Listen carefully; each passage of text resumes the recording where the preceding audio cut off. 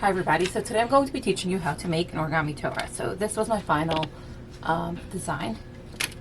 This is one that I actually already recorded, but I did the fold in the middle by mistake. And you can see these are some originals. You can still sort of do it wider like this, but I do like this final design better, and it holds better because everything tucks in nice and neatly in the back. So this is the one I'm going to be showing you. So this is quite easy. All you need is a sheet of origami paper.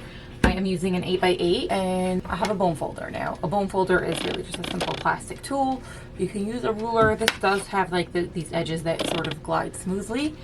So I do like to use this. You can ditch it completely, but when you get to later folds, you'll find that having your lines crisper really helps. So I find that it's helpful. So we're going to start by marking our center. So the bone folder simply helps you go like that and make a crisper line. It applies that pressure. Open it up and you have marked your center. Now we're going to fold our bottom towards the center. And then we're going to go and fold our top towards the center. And I'm going to keep referencing the original project because I do think that it's important when you make these things to understand what you're doing and not simply to follow blindly. So ignore if you don't want to, if you don't want to know. That created that center fold, so that's going to be the front of our Torah. Now what you're going to do is you're going to mark the center point. Now you're doing this to make the more open Torah like this. So if you're making a less open Torah, you could fold it into thirds and then proceed. However, I am going to show you how to make it this way. So you're going to fold it in half.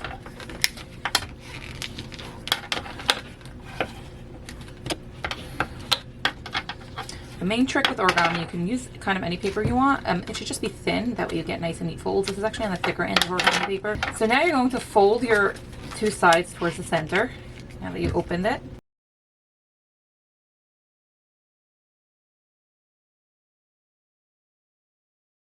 Here's where I got confused on my previous one that I recorded, and I ended up with a fold in the center.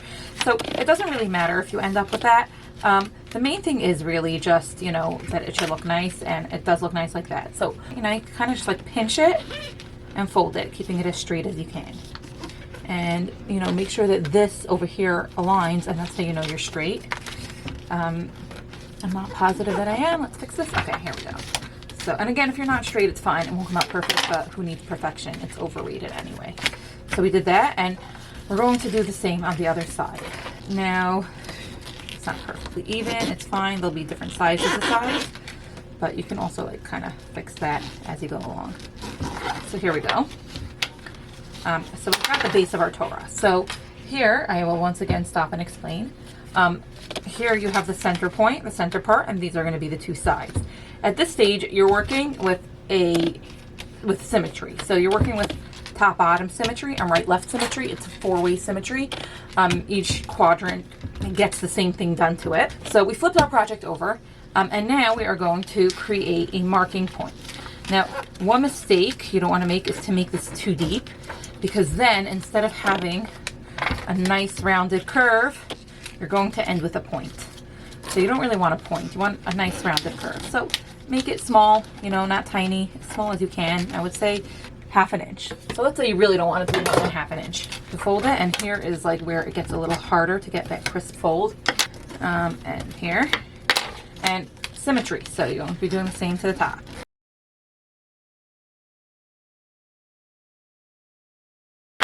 And you could pull a ruler along the whole end, but honestly, I don't vibe like that. For me, it's about the process, and it doesn't have to be perfect. So if you need it to be perfect, you would want to measure here, but please don't need it to be perfect, because that just takes the joy out of life. Now you're going to open it up. Okay, so I literally, I have the next two steps done because my camera died on me until I realized, so I'm not going to undo it. I'll just show you over here. So over here, you're going to start forming points. So you're going to do this by folding these corners. Now, you don't want to overfold because you want it to tuck neatly. You don't want to pull on that or on that. You want it to really be up against there. If you underfold, it's not the worst thing that could happen, but try to be accurate. And then you're going to sort of fold that down like that. Now you're going to do also the other corner. And then you're going to, so the way I always did it was I inverted the fold, but you can also literally just already fold this whole flap down and flatten. And over here you can see I already did the folds and inverted them, and we're folding down this flap.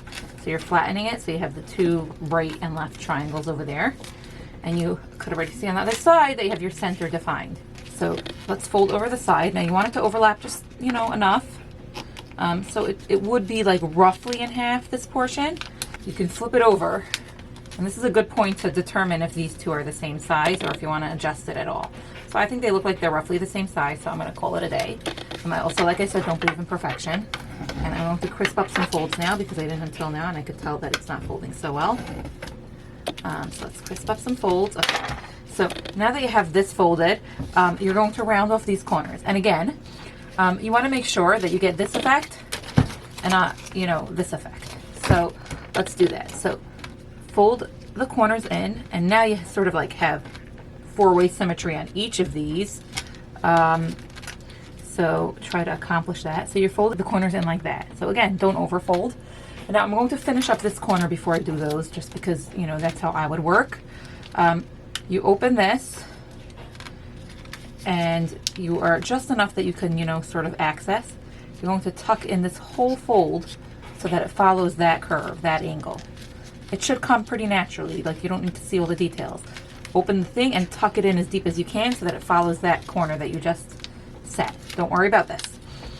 Then you're going to take this whole thing and fold that corner down and let it fold down with that top flap. So you have this. And you're going to do that to all four corners. And of course, we forget about this. So once again, be careful not to overfold. Follow this, you know, this line that you made across the top. And try to make sure your folds are nice and tight.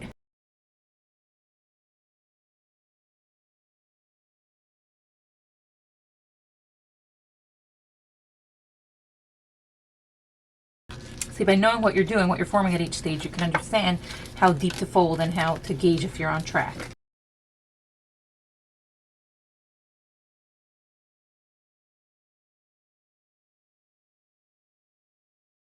One final step to finish it off would be to just tuck that in there as nicely as you can so that it lays flat using this center surface.